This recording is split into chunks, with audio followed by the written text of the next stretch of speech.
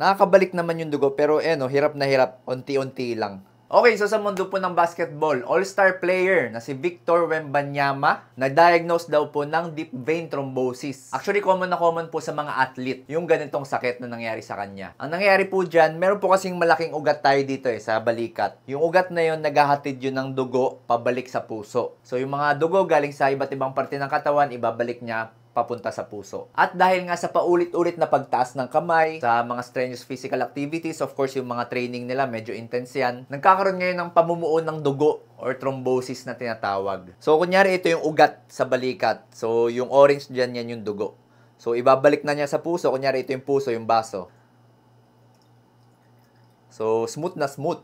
Nababalik lahat ng dugo. Ngayon, pag meron pong pagbabara, yan, nilagyan ko po ng plastic sa loob. Nakakabalik naman yung dugo, pero hirap na hirap, unti-unti lang.